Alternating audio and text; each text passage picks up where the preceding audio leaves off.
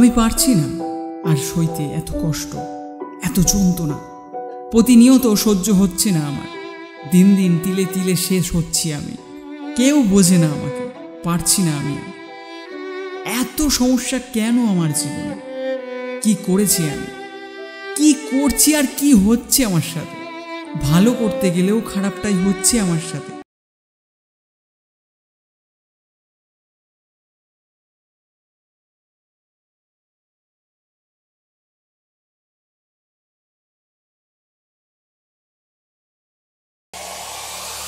আচ্ছা, তুই কখনো বড় নর্দমা বা গর্তে পড়েছিস?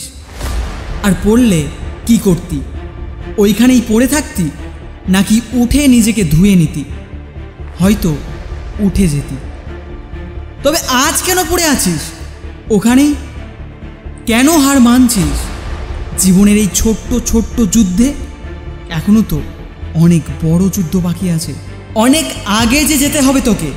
যদি এখনই হার মেনে নিবি তো আগে যাবি কিভাবে?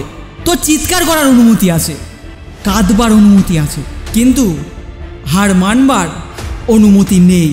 যখন একটা হাতি তার বাচ্চাকে জন্ম দেয় তখন তাকে খুব লাথি মারে, আর সবাই মনে করে ও তাকে এভাবে মারতে মারতে মেরে ফেলবে। কিন্তু সে জানে আজ যদি ওই বাচ্চাটাকে সে লাথি না মারে তবে জীবনে কোনো দিন দাঁড়াতে পারবে না সে। বাচ্চাটা চেঁচায়, খুব চিল্লায়, কিন্তু মা তাকে ততক্ষণ লাথি মারতে থাকে যতক্ষণ না সে তার পায়ে দাঁড়াতে পারছে। প্রতিদিন একরকম হবে না, সময়ের সাথে সাথে সমস্যাও বাড়বে। আর ওরা তো চাইবে তুই হেরে যা, কিন্তু উইনার কখনো হার মানে না। সে তার নিজের ওপর বিশ্বাস করে, আর সে জানে এই সমস্যা তাকে বেশি দিন দাবিয়ে রাখতে পারবে না।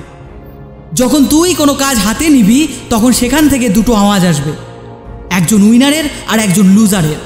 আর উইনার কখনো না বলবে না, আর লুজার কখনো হ্যাঁ বলবে না। কোনো মানুষ অসফল হওয়ার জন্য কাজ করে না।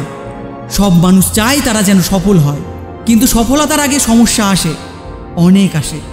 আর যত বড় সফলতা তত বড় সমস্যা। এখন তুই ভাব, কার আওয়াজ শুনবি তুই? উইনারের নাকি কুইটারের? Never quit. জয় হিন্দ, বন্দে মাতরম।